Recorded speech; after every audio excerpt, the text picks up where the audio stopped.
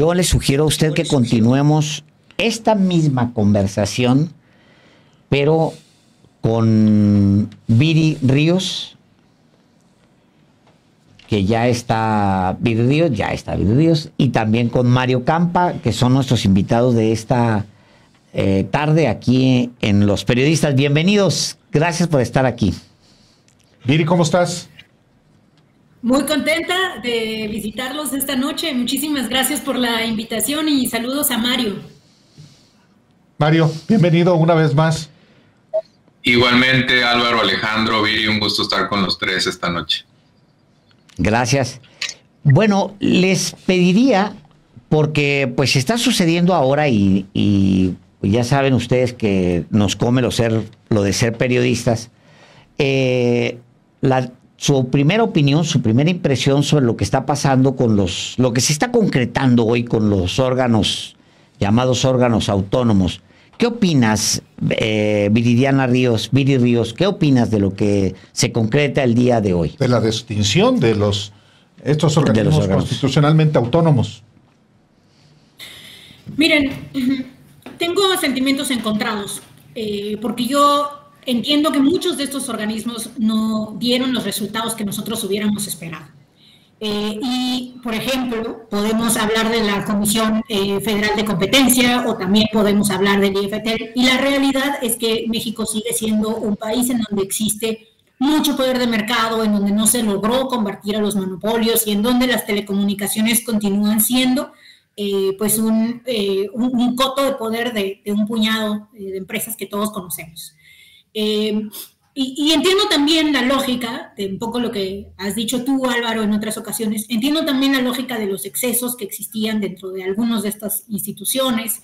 Y entiendo también la lógica de quien dice que muchas de estas actividades deben estar en manos del Ejecutivo de forma que él pueda determinar, por ejemplo, la regulación energética, determinar si se desea o no tener cierta política de competencia, etcétera, ¿no?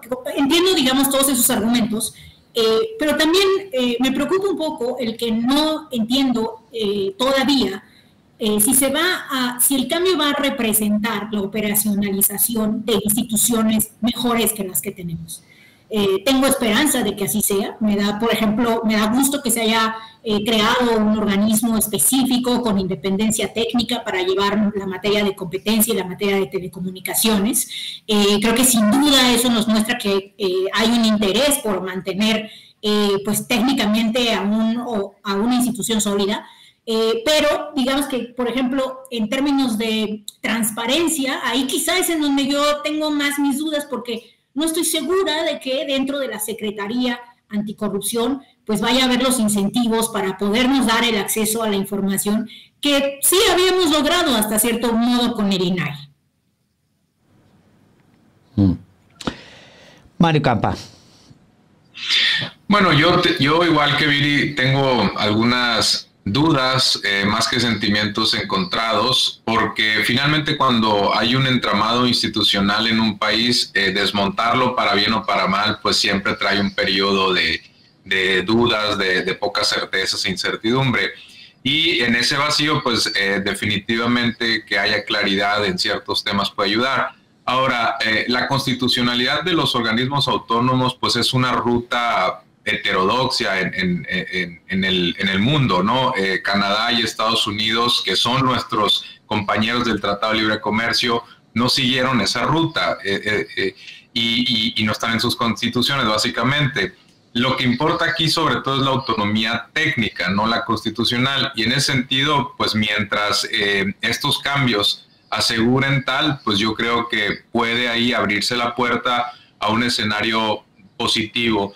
Ahora, también forma parte de este esfuerzo de austeridad, de disminuir, sobre todo en las altas capas de la burocracia, pues ciertas duplicidades. Eso también puede ser loable siempre y cuando pues, se proteja a las bases, a los trabajadores, por supuesto que tienen cierta base y ciertos derechos laborales.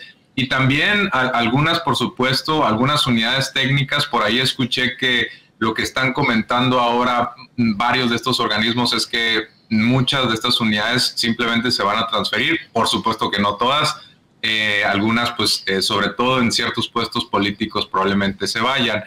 Lo que me entusiasma más de estos cambios es, por un lado, en materia de transparencia, yo creo que hay que darle una oportunidad a esta nueva agencia digital. ¿Por qué? Porque Pepe Merino ya demostró en la Ciudad de México que su agencia, la DIF, dio resultados en materia de transparencia. Se abrieron ciertas bases de datos y ciertas informaciones que una ley de transparencia no hubiera, de acuerdo a la federal o nacional que tenemos, quizá no hubiera llegado. Es decir, se fue a una capa probablemente más profunda.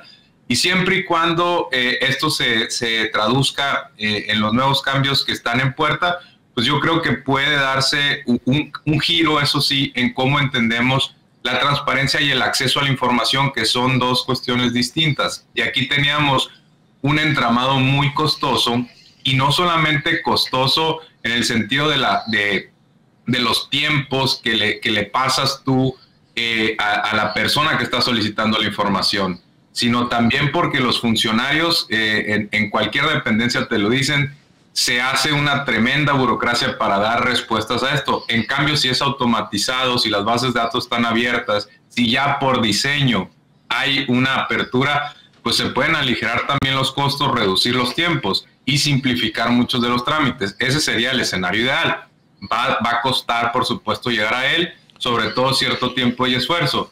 Y regreso a lo que me entusiasma. Si combinamos al regulador de telecomunicaciones con el de competencia económica para hacer, digamos, a un superregulador en materia económica que ahora sí combata los monopolios, yo creo que la vara está tan baja que podemos salir ganando de esto.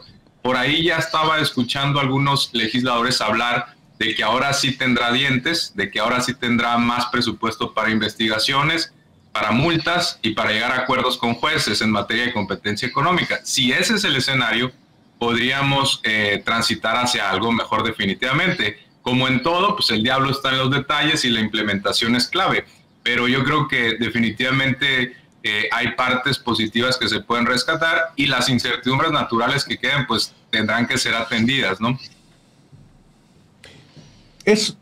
Podemos solamente hablar de uno de los organismos por mucho tiempo, no solamente del INAI, podemos hablar de organismos, particularmente ustedes dos como expertos, pero una lógica de la desaparición de estos organismos es la austeridad.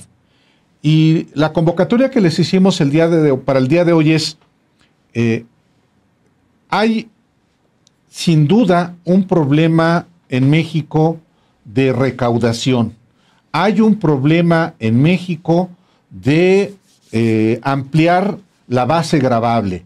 Hay una necesidad, ya no solamente, ya no es inclusive una opción, se requiere una reforma fiscal y para que la haya, evidentemente hay que hablar sobre ella y lo que implica para nuestro país. Justamente, aunque estamos hablando de unos organismos para ahorrar, para un proceso de austeridad, no es suficiente, Viri Ríos, porque México sí requiere una reforma fiscal. ¿De qué dimensión? ¿Y hay las condiciones para hacerlo? Yo creo que si las condiciones no están ahorita, no van a estar nunca, digamos. Entonces, en ese sentido, creo que no hay mejor momento para hacerlo, porque este es un momento en el cual hay un partido de izquierda con supermayorías en ambas cámaras, una presidenta ampliamente competente y que además tiene una agenda pues que requiere una mayor cantidad de gasto social. Esa es la realidad. Nuestro país, como ya hemos platicado en otras ocasiones, recauda en puntos del PIB menos impuestos que las Bahamas, lo cual nos convierte en lo que yo llamo un paraíso fiscal disfrazado, en el sentido de que pues no somos un paraíso fiscal oficial, pero sí en términos de la cantidad de impuestos que recaudamos nos falta mucho. Y segundo, si nosotros vemos la cantidad de gastos que ya tiene el gobierno mexicano, nos damos cuenta de que 2/3 partes de los ingresos tributarios del país se van en dos cosas. Una es pensiones y otra es los pagos de la deuda. Entonces nos queda básicamente una tercera parte y un poquitito más de ingresos no tributables para saldar y para, pues, digamos, cubrir absolutamente todo el resto de los gastos del gobierno, lo cual pues claramente no es suficiente. No solo eso, cada vez va a haber menos dinero porque la cantidad de dinero que se gasta en pensiones va a crecer conforme la población mexicana envejezca. Entonces, cada vez, digamos, esa tercera parte va a ser una parte mucho menor. Entonces, definitivamente urge esta reforma fiscal. Y como dices, creo que el detalle está en qué tipo de reforma fiscal hacemos. Y creo que aquí, sin duda, hay como dos cosas que yo descartaría por completo y que creo que es muy importante tener en la mira de las propuestas. Una, que ya había propuesto en su momento Ricardo Monreal, es que lo que se debe hacer es, él le llamaba volver más horizontales a las tasas. Es decir, él lo que quiere es que los pobres paguen más impuestos y que los ricos paguen menos impuestos. Bueno, claramente esa propuesta, aunque él pues la arropa de un lenguaje técnico que la hace parecer viable, pues en realidad no es el tipo de propuesta que nosotros necesitamos. Otro tipo de propuesta muy común entre los grupos neoliberales es decir que lo que se debe aumentar son los impuestos al consumo, es decir, el IVA. Y eso nuevamente creo que debemos rechazarlo porque el IVA es un impuesto particularmente regresivo porque como proporción del gasto, quien termina pagando más son las personas de menores ingresos, son las clases medias y no los ricos. Entonces, el tipo de reforma fiscal que necesitamos deben tener al menos dos ingredientes. Primero es que las tasas del ISR de personas físicas aumenten para las personas con más recursos. Hay una propuesta ahí muy interesante por parte de la Alianza Fiscal que dice que las tasas deben aumentar para cualquier persona que gane más de 180,000 pesos mensuales. Y para una persona que gane más de 300,000 pesos, pues el ISR no debe ser de 35% como es actualmente, sino que debe ser pues, más cercano a los 40%, que es lo que se paga además en muchos países de la OCDE y en muchos países europeos. Hay países incluso donde se paga más que eso. Y segundo ingrediente, me parece que tenemos que empezar a hablar de impuestos a la riqueza y de impuestos a la propiedad, de forma que las personas que tienen más cantidad de dinero ahorrado y que tienen también propiedades más grandes, ranchos, terrenos, casas múltiples, etcétera, pues pueden pagar una cantidad mayor de predial y así también se recauda una parte importante en ese ámbito. México es uno de los países de Latinoamérica que menos impuestos recauda en materia de predial, entonces nos falta mucho. Aquí también creo que es muy importante el trabajo que va a realizar Pepe Merino dentro de la agencia digital, porque uno de sus planes que a mí más me entusiasma es que ellos quieren crear un catastro nacional. Hoy por hoy los catastros son municipales o estatales, entonces eso hace que pues, no se tenga la misma calidad de catastro en Ciudad de México que en muchos otros estados, y el catastro es el ingrediente principal para eventualmente poder aumentar el predial y el cobro de predial, porque en base al catastro es que se calcula el valor de las propiedades que cada persona tiene. Hay, obviamente, si tú agarras y le aplicas el mismo impuesto a ricos y pobres, pues terminas gravando a los pobres en realidad y a los ricos no. Pero en el mundo se vende la idea de estos impuestos generales, que los subes y los bajas, que en realidad terminan gravando a las mayorías y no al 1% o a los que tienen más dinero. En ese sentido, hay muchas ideas, Mario Campa, en el mundo sobre gravar estos gravámenes a la riqueza de carácter progresivo, por ejemplo. ¿Qué puede ser un modelo para México? ¿Cómo ves en particular un modelo para México que le sirva a México, Mario Campa? Claro que sí, Alejandro. Mira, nomás rápido comentar que hoy publiqué una videocolumna y una columna en Sin embargo, como todos los jueves, hablando del presupuesto, digo, en cierto espacio acotado, y menciono que por ahí hay un cambio positivo en la ley de ingresos, que es que la tasa de derechos en la minería del derecho especial y extraordinario suben, del especial del 7.5 al 8.5% y del extraordinario del 0.5 al 1, que es para el oro y la plata. Entonces, México es el que peor recauda entre mineras en toda América Latina y probablemente en toda América, y realmente pues todavía falta mucho en términos de la recaudación de media, pero es un paso en la dirección correcta, ¿no? Nomás como un paréntesis. Ahora, concuerdo con la mayoría o casi todo lo que dice Viri, en ánimos de no duplicar, porque realmente podría pues repetir mucho lo que ha dicho. En el caso del predial, por ejemplo, una opción es los catastros que sean mucho más progresivos, que se actualicen, etcétera. Y otra es de plano, si los municipios no pueden recaudar bien el predial, que se lo den a los estados o que firmen un convenio con la federación. Yo creo que si a estas alturas que recaudemos 0.3% del Producto Interno Bruto en predial, cuando Francia, Reino Unido recaudan el 4%, pues estamos años luz, y si nos vamos a países latinoamericanos, pues también recaudan entre el 1, 2 y hasta el 3%. Entonces México es una normalidad en lo poco que recauda el predial, y en las propiedades está muy concentrada la riqueza de los mexicanos, ¿no? Porque hay que recordar que durante mucho tiempo hubo crisis bancarias, y entonces hay temor de tener los ahorros todavía de algún segmento de la población, y bueno, pues las propiedades concentran mucho de la riqueza. En la medida en que grabemos, incluso podemos exentar a ciertas propiedades de muy bajo valor o hacer un esquema muy progresivo, es decir, conforme aumente el valor de la propiedad, se le aplican tasas más elevadas. Hay que terminar con el discurso de la proporcionalidad, y en ese sentido yo creo que lo que propone Monreal no es lo correcto. Yo creo que la discusión no debe ser si hay reforma fiscal o no, sino cuál tipo de reforma fiscal. En el pasado se cometieron algunos errores. Somos muy dependientes del IVA porque supuestamente es más fácil de recaudar, porque, bueno, también tiene que ver algo con una filosofía política de no, pues al consumo hay que gravarlo, no a lo que generan los trabajadores o la riqueza que se crea, es algo más filosófico.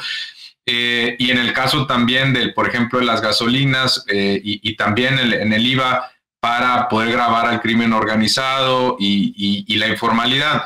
Pero golpea, ya lo dijo Viri, particularmente mucho a los pobres en relación a su ingreso. Entonces el IVA, el IEPS, específicamente a gasolinas, que fueron de las salidas fáciles, digamos, de los gobiernos anteriores, pues nos llevó a que la gente rechace el debate fiscal. Ahora, en las encuestas en el mundo es popular cuando se hace la pregunta correcta. ¿Estarías dispuesto en que se le cobre más a los ricos? La respuesta es mayoritariamente sí. ¿Estarías dispuesto a una reforma fiscal o a un cambio tributario que se regrese el dinero para tal propósito? Las personas generalmente contestan también de manera afirmativa.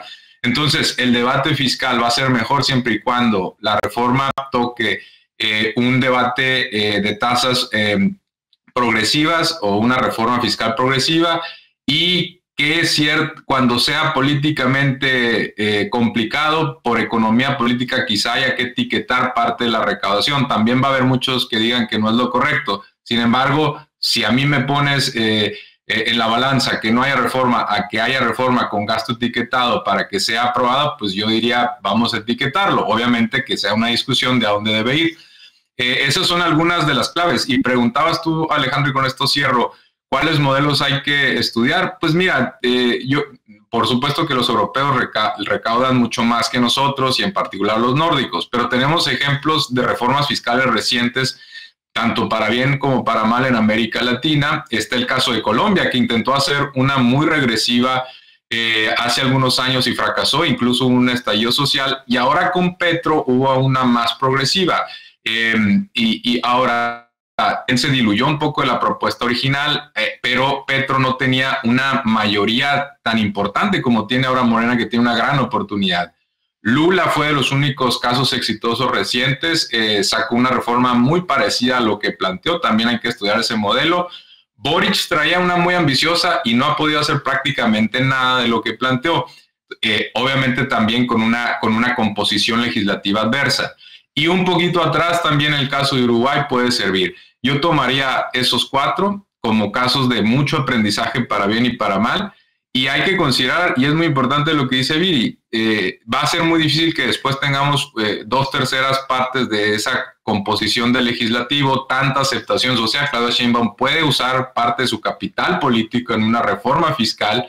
La gente quiere más derechos, quiere más programas sociales. En estos momentos no gana el debate de hay que reducir los programas sociales, no es así. Entonces las condiciones están dadas para una reforma fiscal progresiva, ¿no? Como nunca, en efecto, hay las condiciones legislativas, hay una mayoría constitucional, porque sería una reforma que requiere una conjunto de reformas constitucionales. Hay una mayoría política, hay inclusive desde organismos del sector privado un planteamiento en ese sentido. ¿Qué impide, Viridiana Ríos, que realmente se impulse y se decida desde la presidencia de la República, desde la propia presidenta Claudia Sheinbaum, que avance? Yo la veo cautelosa, diciendo que por ahora no. Incluso después de que el presidente fue tan cauteloso, Álvaro. Sí, pero López Obrador no tenía una mayoría constitucional como sí la tiene ahora Claudia Sheinbaum. ¿Qué impediría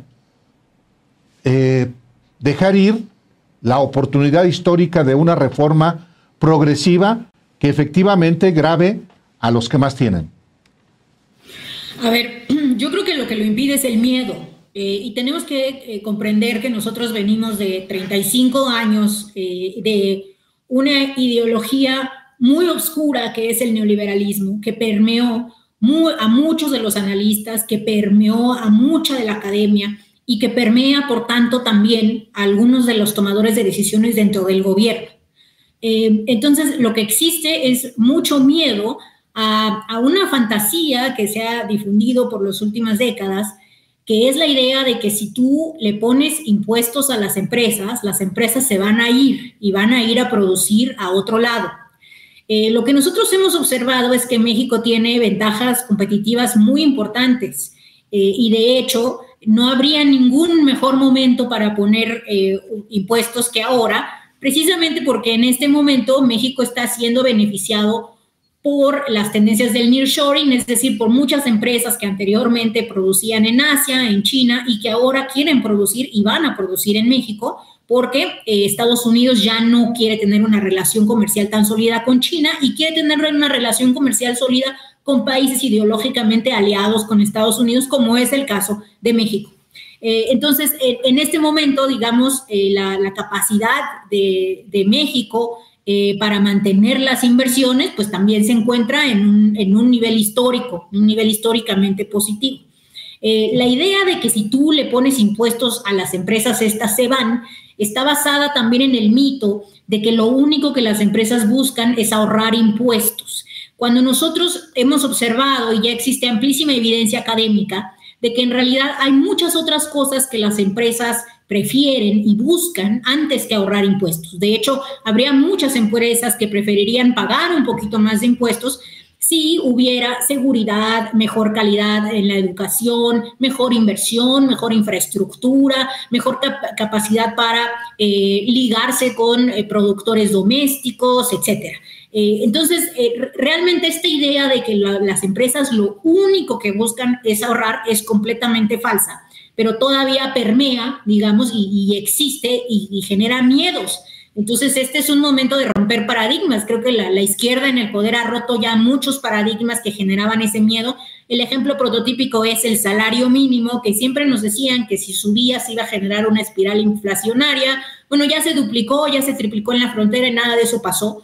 Y se han roto varios paradigmas. De hecho, a mí me dio mucho gusto, recordarán en el discurso de toma de posesión de Claudia Sheinbaum, hay una parte en donde ella dice, como todos los mitos que existían sobre la economía y sobre cómo la economía anteriormente se creía que se tenía que regar de arriba para abajo, pero ella ahora ha demostrado que existe un modelo para regar de abajo y que cuando riegas de abajo pues le va bien a todos, sobre todo a los de abajo, pero también un poquito a los de arriba, ¿no?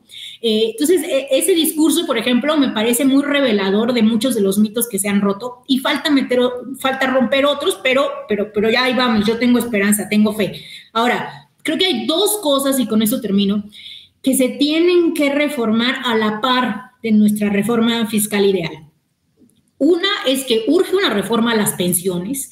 La realidad es que México gasta demasiado dinero en las presiones contributivas de algunos organismos como Pemex, como CFE, en donde hay personas que se han pues retirado con pensiones doradas, pensiones millonarias, en algunas ocasiones incluso gente muy joven de 40, 50 años que se pensiona por otros 40 años. Bueno, todo eso tiene que reformarse porque el Estado no puede continuar pagando pensiones doradas mientras la gran mayoría de las personas todavía tiene carencias básicas. Y una segunda reforma muy importante es una reforma al amparo fiscal, porque existen muchos grupos de abogados con mucho poder que han podido reducir la carga fiscal de los corporativos y de personas físicas con dinero a partir de introducir al sistema judicial pues casos que eventualmente terminan por favorecerlos y por ayudarlos a evadir o a eludir, en este caso, el poder recaudatorio del Estado. Entonces, la reforma judicial va un poco en ese sentido, pero me parece que para reforzar esto sí se tendría que hacer una reforma al amparo fiscal. Mario Campa, sobre el mismo eje, yo agregaría un tema más, porque efectivamente dice el párrafo de Claudia Sheinbaum, dice, con el humanismo mexicano, este discurso de los, creo que es el del Zócalo, el del Zócalo de los 10, de los 100, de los primeros 100 días, era, ¿no? Dice, con el humanismo mexicano se cayeron muchos mitos y engaños del pasado. Por ejemplo, se decía que el Estado debía subordinarse al mercado, que si la economía se regaba desde arriba, alguna vez le iba a llegar a los de abajo, que si aumentaba el salario mínimo iba a haber inflación y no iba a haber inversión.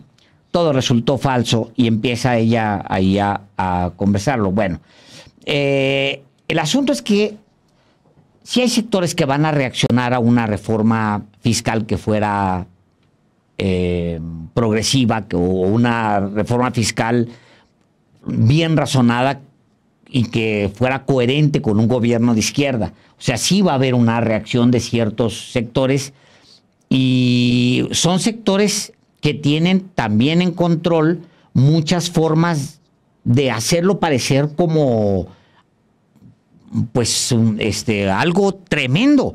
Pienso, Alejandro, por ejemplo... Te interrumpo, Alejandro, porque a lo de la minería, que es marginal, de la que hablaba Mario Campa, hoy una pluma de la extrema derecha, que es Sergio Sarmiento, ya le brincó. Claro, porque él está muy vinculado con Salinas Pliego. Pues claro, pues no, bueno, su jefe. Y pienso en Salinas Pliego, justamente que es un hombre que odia pagar sus impuestos, sus deudas las odia pagar, y va a reaccionar y va a movilizar a esta extrema derecha que está y a una parte del poder mediático, pero no van a ser los únicos. O sea, si ves, Mario, y me gustaría mucho tu visión en ese sentido, una reacción virulenta de sectores, de ciertos sectores, y qué tan fuerte tendría que lidiarse con ellos. En todos los países hay reacciones a las reformas fiscales, porque el tema de los impuestos desde tiempo histórico inmemorable, digamos, siempre ha sido un tema sensible. Hay que partir de eso, hay que ser realistas. Ahora, insisto, hay formas de atemperar esas reacciones, hay formas de compensar a los perdedores. Esto es muy importante. Si tú, insisto, garantizas que una reforma fiscal no toque al 50% más pobre y que incluso lo pueda dejar en una mejor posición que antes de la reforma, y créeme que sí es posible, pues de entrada ya te vas ganando apoyo popular para enfrentar pues a los grandes intereses. Después, pues partir del hecho de que no todo va a ser tocar únicamente a las empresas, sino a los ricos, a través, por ejemplo, del ISR a personas físicas, no necesariamente a personas morales. El predial también iría mucho contra pues, las mansiones, ¿no? Contra las grandes casas y no necesariamente contra las empresas. El impuesto a la riqueza puede ser aplicado distintos también activos, incluyendo, por ejemplo, a dividendos, bursátiles, también a la renta variable, a las acciones también. Hay formas de sacarle mucho más a eso. Y pues no necesariamente te metes de manera directa con las empresas. Y así podríamos citar otros ejemplos. Está también la cuestión de todavía por ahí hay una exención a las colegiaturas que lo único que hace es que premia la educación privada sobre la pública cuando vamos en dirección opuesta hacia la universalidad de becas en la educación pública. Pues por ahí eso que metió Calderón podría también irse. Ahora, a mí me encantaría también, y este es un comentario aparte, que Pepe Merino se convirtiera en el principal enemigo de los contadores. Ojalá también cualquier reforma contemplara que pudiéramos como contribuyentes prescindir de un contador, y eso implica prellenados, muchos prellenados en las declaraciones, en los sistemas del SAT. Por ejemplo, que las cuentas bancarias estén conectadas. Ya hay avances, pero todavía estamos muy lejos de que toda la población pueda ver beneficios y encontrar un software amigable en el SAT. La gran mayoría necesita contador, y pues por ahí yo creo que hay mucho por hacer, y un programa de digitalización sin duda sí puede contribuir. Y termino diciendo que sí se han cambiado los términos del debate. Yo recuerdo muy bien que hasta hace algunos años el foco de atención era la informalidad, y esto que es un lugar común, que hay que ampliar la base de contribuyentes, que no es otra cosa que decir que a los pobres vamos a ponerles impuestos porque no están pagando, y somos los ricos los que nos llevamos toda la carga y traemos al país a cuestas, lo cual es falso y es un mito. Pero yo siento que ese discurso se ha diluido, y esa es una buena noticia, ¿no? En un país tan desigual como México, la informalidad no es el problema, y además es reflejo de muchas otras cosas, es causa, es efecto más que causa. Entonces no deberíamos, porque por ahí también van a buscar, por supuesto, las cámaras empresariales girar el discurso, y podemos así adelantarnos a ciertos argumentos que van a tratar de utilizar. Pero por eso es muy importante que la reforma fiscal no se discuta como un sí o no, sino un sí y cuál tipo de reforma, y en este caso debería ser progresiva para granjear el mayor apoyo y además sacar a gente de la pobreza, porque una reforma fiscal bien implementada eso puede lograr. En ciertos países latinoamericanos que lograron implementar más progresividad se vio un descenso en la pobreza.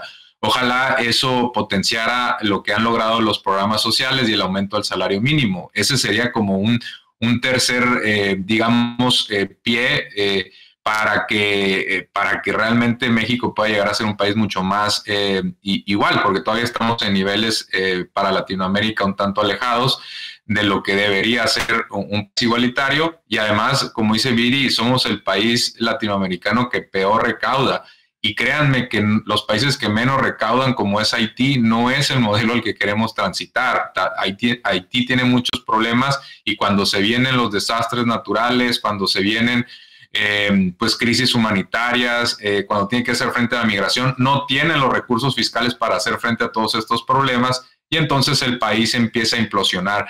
Ese escenario, por supuesto, en México no estamos cerca, pero eso te habla de que un país, para tener un Estado fuerte que pueda atender toda la problemática que hay, porque en México sigue habiendo muchos problemas, seguridad, crisis climática, también migración, etcétera, pues por supuesto que necesitamos recaudar más. Ahora, recaudémoslo de forma inteligente, protejamos a la población vulnerable, y sí va a haber ciertas personas que tengan que contribuir un poquito más de acuerdo a sus capacidades, ¿no? El debate debe ser, por supuesto, filosófico, y la izquierda pues debería posicionar que se grave un poco más a los ricos, porque definitivamente en un país tan desigual como el nuestro pueden hacer un esfuerzo mucho mayor, ¿no? Por último, yo le pregunto a Viri justamente eso que tú señalas, Mario Campa. Para acreditar el sello de izquierda del gobierno de Claudia Sheinbaum, la reforma fiscal progresiva ¿es indispensable, Viri? Es una pregunta muy complicada. Yo diría que sí. y sobre todo porque si Sheinbaum quiere ser exitosa en implementar su agenda, y sobre todo una agenda ambiciosa, una agenda que no esté limitada por recursos, sino que esté ampliamente, digamos, que solo la limite la creatividad, la imaginación, la capacidad del Estado, pero que no la limite el dinero, por supuesto que sí se necesita una reforma fiscal. Sin embargo, tampoco quiero ser como tan ortodoxa en decir si no se hace una reforma fiscal, este gobierno es de derechas, porque creo que hay muchas formas en las cuales se puede lograr redistribución que no es mediante impuestos, y creo que esa fue una gran enseñanza que nos dejó el sexenio pasado, en donde se logró reducir la desigualdad, se logró mejorar los salarios, todo esto sin una reforma fiscal a partir de primero, aumentos en el salario mínimo. Segundo, regulaciones laborales que permitieron que los trabajadores tuvieran mayor acceso a prestaciones. Y tercero, también, pues, un esfuerzo por lograr que los contribuyentes paguen lo que les toca, ¿no? Entonces, no quiero, digamos, ser tan estricta en eso, pero sí creo que una izquierda ambiciosa necesita una reforma fiscal. Viridiana Ríos, Viri Ríos y Mario Campa, a los dos, muchas gracias por estar aquí esta noche en Los Periodistas. Gracias, esta es su casa, ya lo saben. Gracias de verdad. Gracias a ustedes. Gracias, un abrazo también y por supuesto a Viri, un saludo. Gracias. Nos vemos pronto. Gracias, Viri. Gracias, Mario. Buenas noches.